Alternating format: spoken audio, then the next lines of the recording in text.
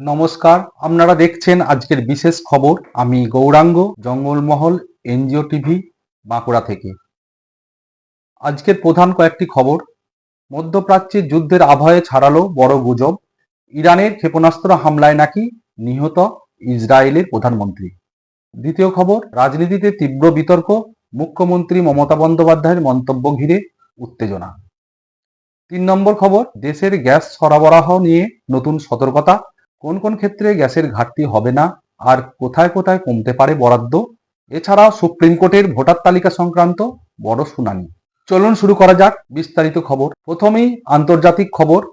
ইরানের একটি সংবাদ মাধ্যমে দাবি করেছে যে ইরানের ক্ষেপণাস্ত্র হামলায় নিহত এবং গুরুতর আহত হয়েছেন বেঞ্জামিন নেতানিয়াহু, ইসরায়েলের প্রধানমন্ত্রী। সোমবার 9ই মার্চ প্রকাশিত সেই প্রতিবেদনে বলা হয়েছিল যে ইরানে ইসরায়েলের প্রধানমন্ত্রীর বাসভবনে ক্ষেপণাস্ত্র হামলা চালায়, আর সেই হামলার ঘটনাস্থলেই মৃত্যু হয়েছে নেতানিয়াহুর। তবে এই দাবির পক্ষে এখনো পর্যন্ত কোনো নিশ্চিত প্রমাণ সামনে আসেনি। সংবাদ মাধ্যমটি কয়েকটি পরিস্থিতিতে বিষয়টি তুলে ধরেছেন। যেমন, কয়েকদিন ধরে নেতানিয়াহুর কোনো নতুন ভিডিও সামনে আসেনি। তার বাড়ির চারপাশে কঠোর নিরাপত্তা জোরদার করা হয়েছে। বিদেশি কূটনৈতিক সফর স্থগিত হয়েছে। এই ঘটনাকে ঘিরে আরও একটি বিষয় সামনে এসেছে। মার্কিন প্রাক্তন গোয়েন্দা কর্তা স্কট রিটার নামে একটি এক্স পোস্টে দাবি করা হয় যে ইরানের হামলায় নিহত হয়েছেন নেতানিয়াহু। সেই পোস্টে আরও বলা হয়েছিল যে ঘটনাস্থলে উপস্থিত ছিলেন ইসরায়েলের জাতীয় নিরাপত্তা মন্ত্রী ইতামার বেন গাভির এবং তিনি আহত হয়েছেন। তবে বড় প্রশ্ন হলো, যে অ্যাকাউন্ট থেকে এই পোস্টটি করা হয়েছে সেটা আদৌ স্কট রিটার পরিচালনা করেন কিনা তা এখনো নিশ্চিত নয়। ইসরায়েলি প্রশাসন এই সব খবরকে সরাসরি যুদ্ধকালীন অপপ্রচার বলে উড়িয়ে দিচ্ছেন। এর আগেও কয়েকটি ইরানি সংবাদ মাধ্যম দাবি করেছিল যে ইরানের হামলায় ইসরায়েলের প্রধানমন্ত্রী দপ্তর ধ্বংস হয়ে গেছে এবং নেতানিয়াহু নিহত হয়েছে। পরে সেই খবর গুজব বলে প্রমাণিত হয়।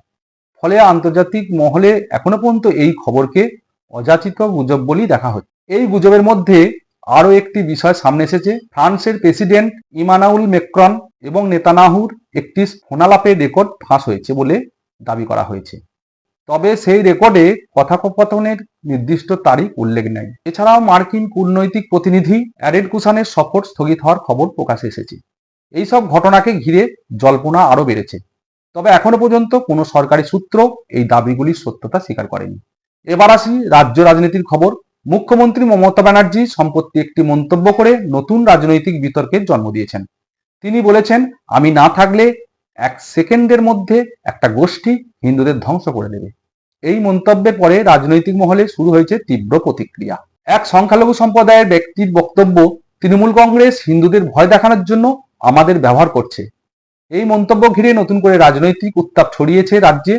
এরই মধ্যে মুখ্যমন্ত্রী মমতা বন্দ্যোপাধ্যায়ের 5 দিনের ধর্নাও শেষ হয়েছে। বিরোধী দলগুলির অভিযোগ, রাজ্যে রাজনীতির পরিবেশ ইচ্ছাকৃতভাবে উত্তপ্ত করা হচ্ছে। অন্যদিকে তৃণমূল কংগ্রেসের দাবি, রাজ্যের শান্তি ও সম্প্রীতি রক্ষার জন্যই এই অবস্থান। এবার দেশের জ্বালানি পরিস্থিতির দিকে নজর দেওয়া যাক। সরকার জানিয়েছে দেশের কিছু গুরুত্বপূর্ণ ক্ষেত্রে গ্যাস সরবরাহে কোনো কাটছাঁট করা হবে না। এই ক্ষেত্রগুলি হলো পাইপলাইনের মাধ্যমে বাড়িতে গ্যাস, যে গ্যাস সরাসরি বাড়ির রান্নাঘরে পাইপলাইনের মাধ্যমে পৌঁছায় সেই এলপিজি গ্যাস সরবরাহে কোনো ঘাটতি হবে না। যানবাহনের সিএনজি, অটো ট্যাক্সি এবং গণপরিবহনে ব্যবহৃত সিএনজি গ্যাস সরবরাহ স্বাভাবিক থাকবে। গৃহস্থালির এলপিজি, সাধারণ মানুষের রান্নার জন্য ব্যবহৃত এলপিজি সিলিন্ডারের সরবরাহেও কাটছাঁট করা হবে না। পাইপলাইনে পরিচালনার জ্বালানি, গ্যাস পরিবহনের জন্য যে জ্বালানির প্রয়োজন সেটি অগ্রাধিকার পাবে। সরকারি মতে মানুষের দৈনন্দিন জীবন যাতে ব্যাহত না হয় তাই এই ক্ষেত্রগুলোকে সর্বোচ্চ অগ্রাধিকার দেওয়া হয়েছে। কোথায় গ্যাস কমতে পারে? তবে গ্যাসের ঘাটতি দেখা দিলে শিল্পক্ষেত্রে বরাদ্দ কমানো হতে পারে। উদাহরণস্বরূপ চা শিল্প ও উৎপাদন ক্ষেত্রে গত 6 মাসে গড় ব্যবহারের প্রায় 80% গ্যাস পেতে পারে এই চা শিল্প। সার কোম্পানিগুলো পেতে পারে প্রায় 70% গ্যাস, আর তেল শোধনাগারগুলো পেতে পারে প্রায় 65% গ্যাস। হোটেল শিল্প এই পরিস্থিতিতে বড় সমস্যার মুখে পড়তে পারে। হোটেল অ্যাসোসিয়েশনের ইতিমধ্যে সতর্ক করেছে, যদি বাণিজ্যিক এলপিজি সিলিন্ডারের সরবরাহ কমে যায় তাহলে বড় শহরগুলিতে হোটেল ব্যবসায় মারাত্মকভাবে ক্ষতিগ্রস্ত হতে পারে। কেন তৈরি হচ্ছে গ্যাস সংকট?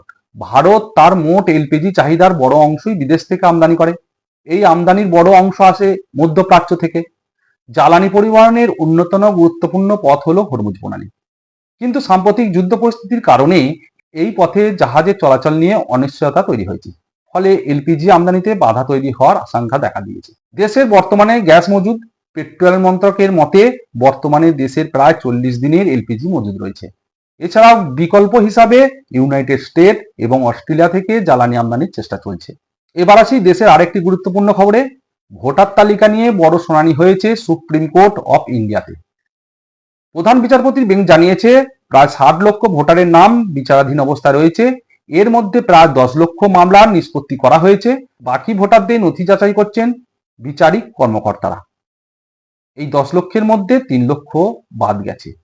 তবে যাদের নাম ভোটার তালিকা থেকে বাদ পড়েছে তাদের জন্য নতুন ট্রাইব্যুনাল তৈরির প্রস্তাব দেওয়া হয়েছে। এই ট্রাইব্যুনালের আবেদন করে তারা নিজেদের দাবি জানাতে পারবেন। ট্রাইব্যুনাল বিচার করে আপনার নাম থাকবে কি না থাকবে তা সিদ্ধান্ত নেবে। মধ্যপ্রাচ্যের উত্তেজনা, দেশের জ্বালানি পরিস্থিতি এবং রাজ্যের রাজনৈতিক বিতর্ক সব মিলিয়ে পরিস্থিতি এখন বেশ সংবেদনশীল।